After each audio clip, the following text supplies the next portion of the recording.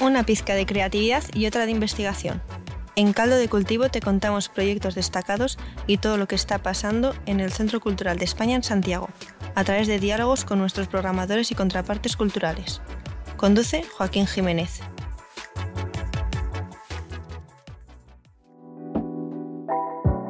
Arranca el segundo episodio especial de Caldo de Cultivo, en este especial de Semana Crítica, con nuevamente grandes invitadas. Estoy con Sabel Castro, Isabel sin I. Sí, Sabel. Que les quede claro, porque me lo puntualizó.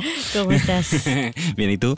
Bien. Y estoy también con Luisa Emilia Aguilar Sincer, quien tiene un apellido perfecto para dedicarse a la crítica teatral. Porque fueron parte de las invitadas de la Semana Crítica, un proyecto que estamos realizando en conjunto en el Centro Cultural de España, con el Centro Cultural de España de Buenos Aires y el Centro Cultural de España en México. ¿Cómo están? ¿Cómo ha sido esta experiencia de la Semana Crítica?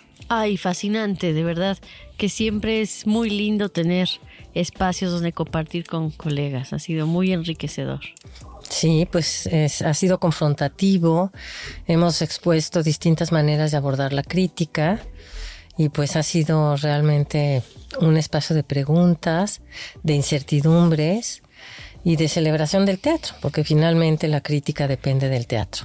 Me encanta que hables de que este ha sido un espacio que ha generado muchas preguntas, porque Caldo de Cultivo se caracteriza por ser un programa que está enfocado en procesos creativos, y quisiera que me hablaran un poco sobre la importancia de poner en valor esos procesos creativos dentro de su disciplina. ¿Cómo está abriendo preguntas? ¿Qué tipo de transformaciones está teniendo? Y cuéntame un poquito cómo está la escena de la crítica en México. Actualmente yo creo que está pasando por un punto de inflexión.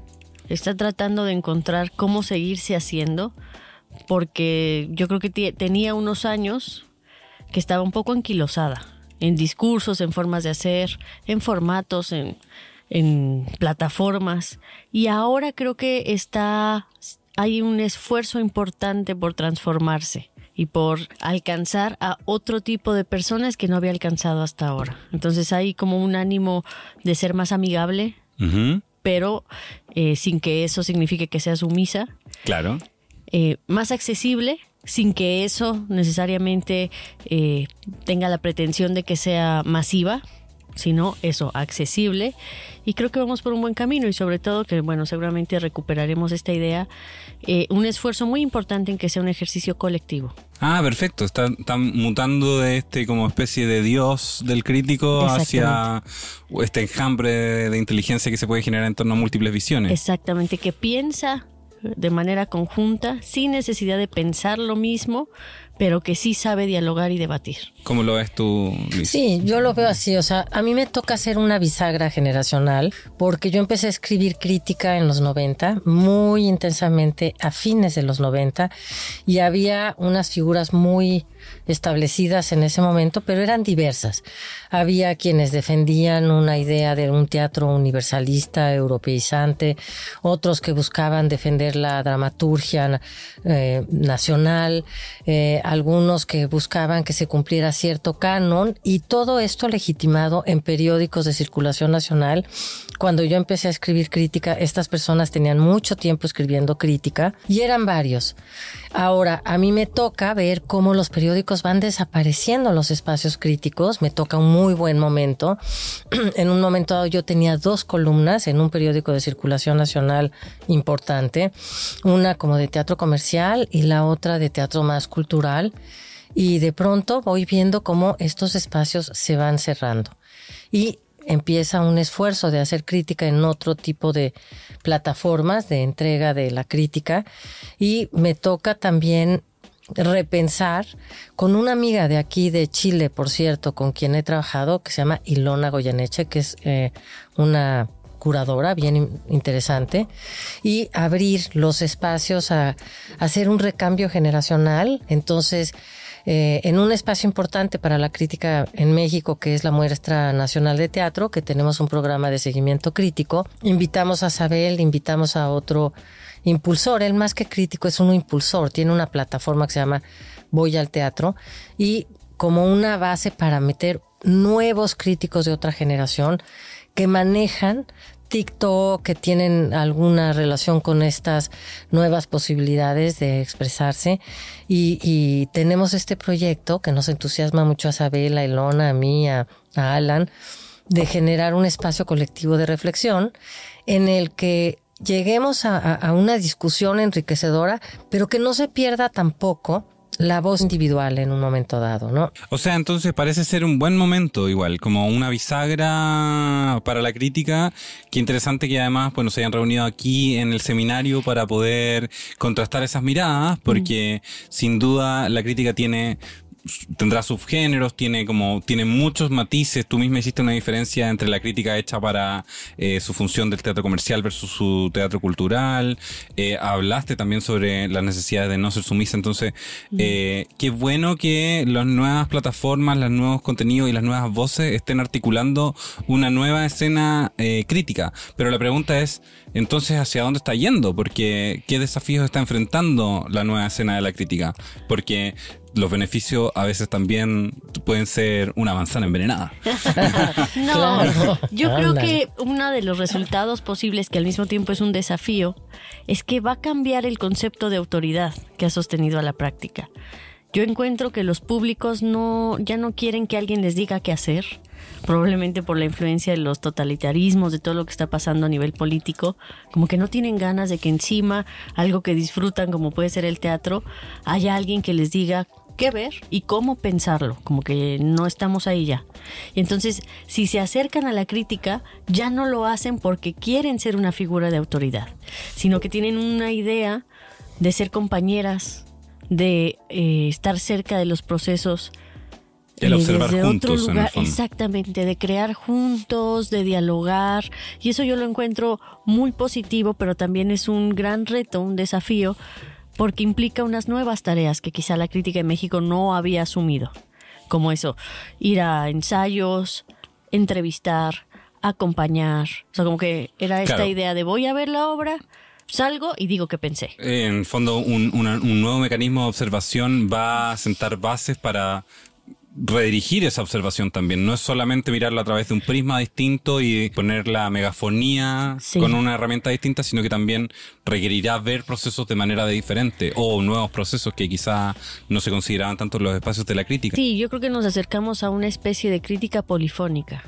Ahora, yo diría que hay que matizar, porque Me gustan los matices. hay críticos que sí eran autoritarios y que de pronto era su voz, pero también, por ejemplo, una crítica que poco se reconoce, pero Alegría Martínez, ella empezó siendo una entrevistadora y ella ha hecho bitácoras de procesos creativos, ha trabajado muy de cerca. Justamente le achacaban y le recriminaban su cercanía con ciertos grupos.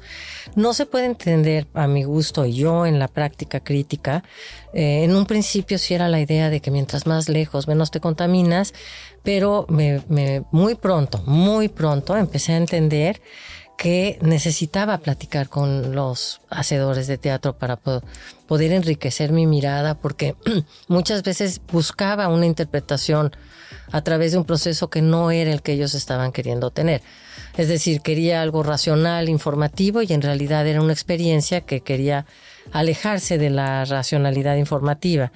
Entonces creo que sí es algo que ha existido con sus matices. Hay críticos que lo buscan, hay críticos que no, y también quisiera estar tan contenta contigo de que pues se transformó en la nación mexicana, porque la gente quiere poder y hay personas que buscan en la crítica un camino de conocimiento y de comprensión, pero aún en nuestros jóvenes, Bueno, uno que eso otro, siempre va a haber. El deseo de poder es una tentación muy grande.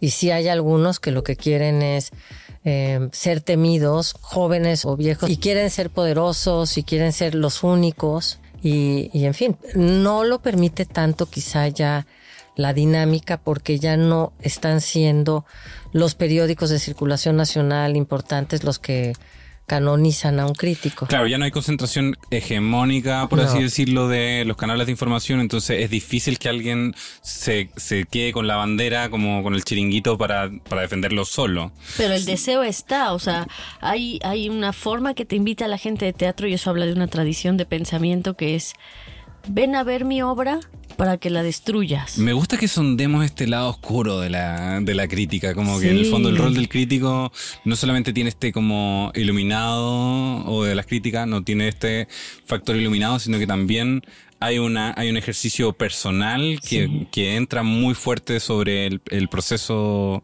de ejercer una crítica. Y ahí puedes detectar muy bien cómo está manejando ese deseo de poder. Si te invitan así, ven para que me destruyas, y te dan ganas de ir a hacer eso, ahí yo diría un foco rojo. Y si hay otros, exactamente, una super red flag, que escuchan eso y dicen: no, yo quiero ir a pensar, no quiero ir a destruir, ahí ya se abre otro camino, otra posibilidad. Así es, así es.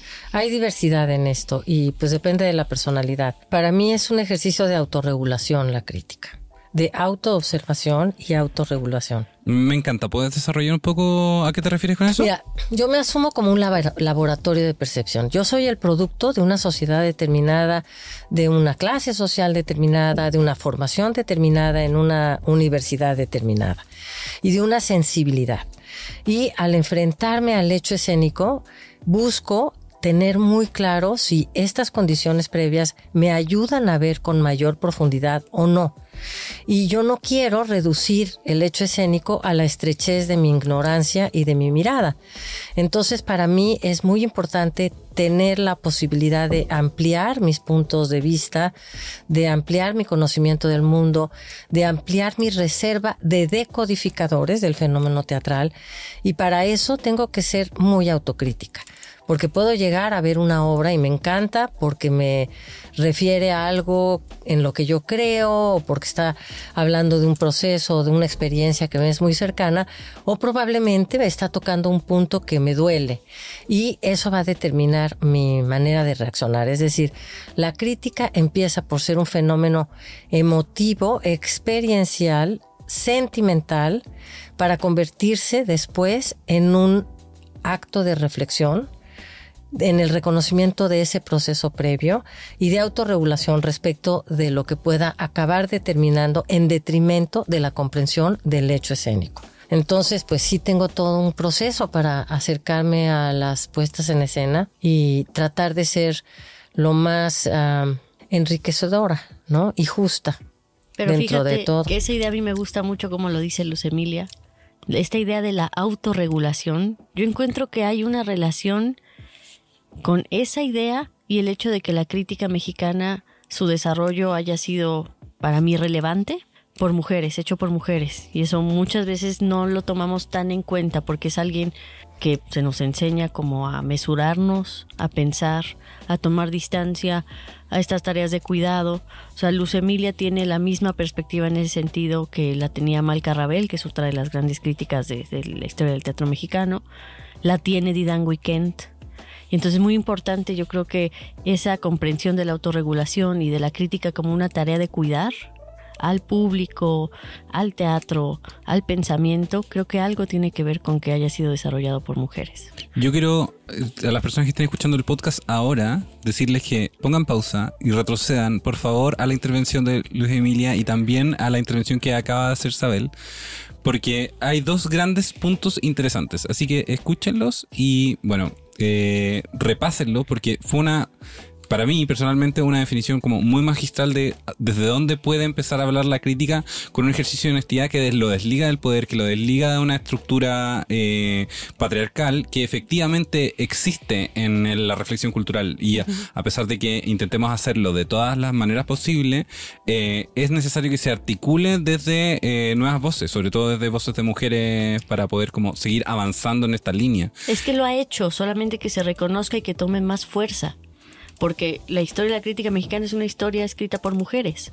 Sin embargo, no creo que se haya hecho el suficiente énfasis, y ahora lo hacemos y me da mucho gusto tener la oportunidad de resaltar, porque creo que en algo enriqueció o cambió el sentido de la práctica. Y bueno, ya que estamos hablando sobre que existe un camino transformador, habíamos hablado antes de que la transformación de la crítica podía ser por el ejercicio gregario o también por encontrar los mecanismos personales de análisis para poder establecer un método. Hablamos también sobre la necesidad de incluir como las voces de género dentro de la crítica con mayor relevancia. ¿Cuáles serían las utopías que ustedes le ven a la crítica actualmente? Es decir, en el ecosistema actual de la crítica, tanto a nivel mexicano como mundial, como lo vean ustedes, ¿hacia dónde les gustaría que se empujara la disciplina? Insistiría en pensarla como una práctica colectiva.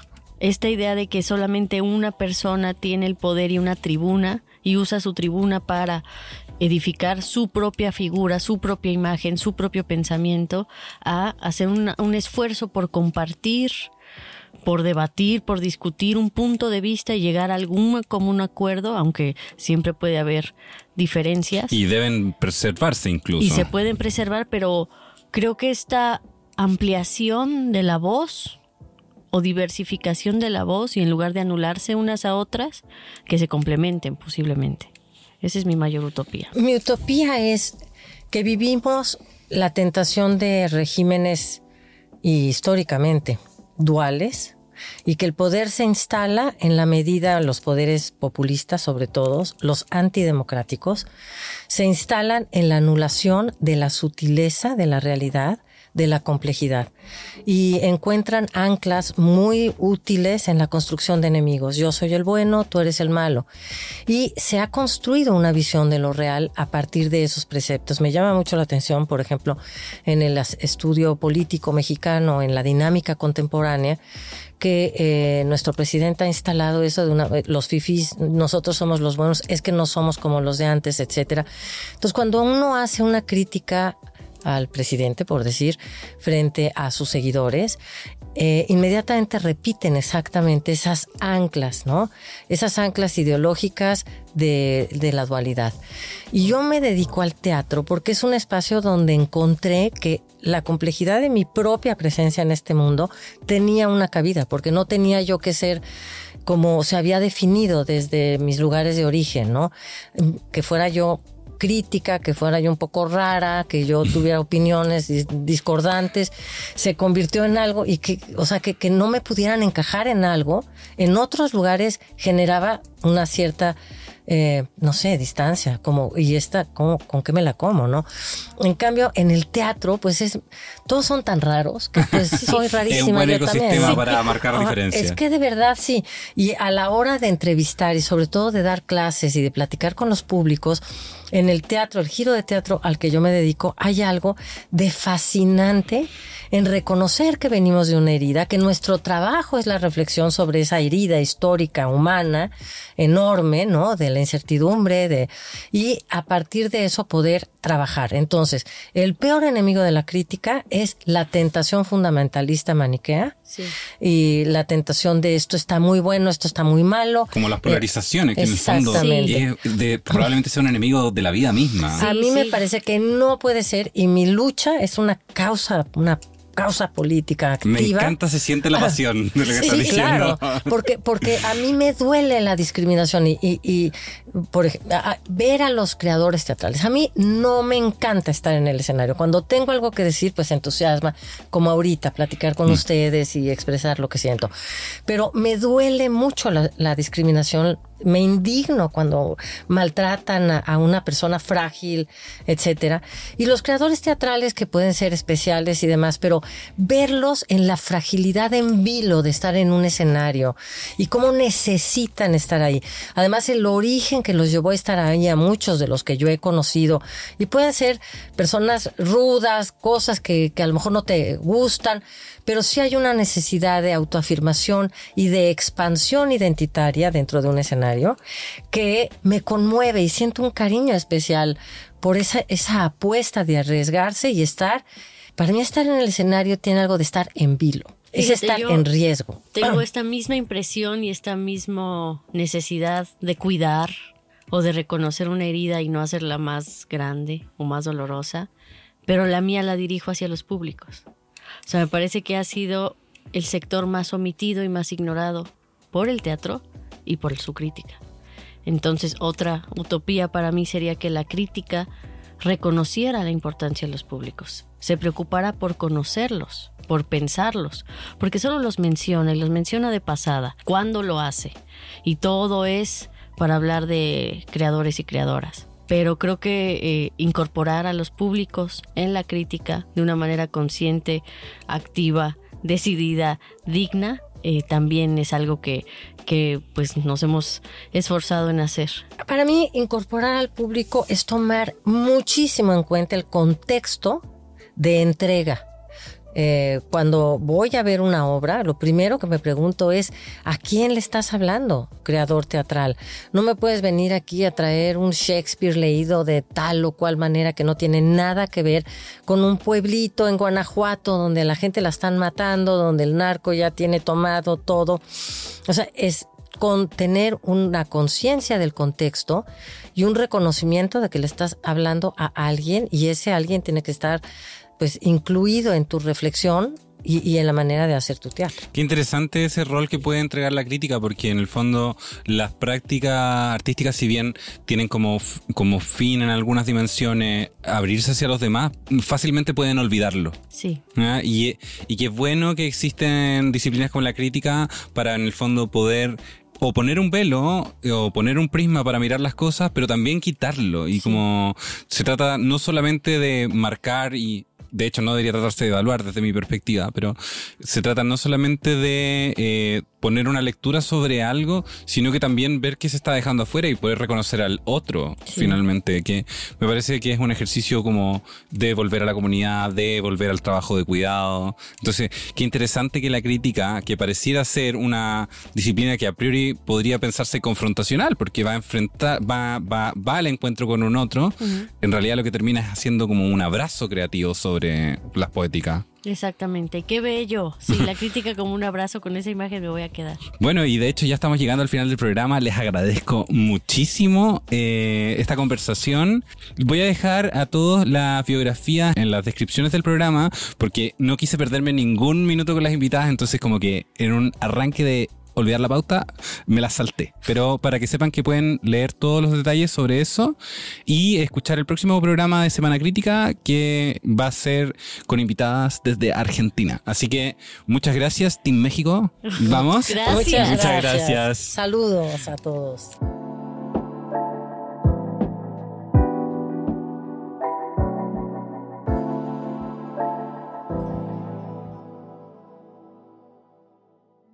Las opiniones vertidas en este programa son de exclusiva responsabilidad de quienes las emiten y no representan necesariamente el pensamiento de Radio Inventada ni el Centro Cultural de España en Santiago. Caldo de Cultivo es una producción de Radio Inventada del Centro Cultural de España en Santiago de Chile. Editor general, Joaquín Jiménez Salvador. Postproducción, Fabián Flores Corbalán. Todos los derechos reservados.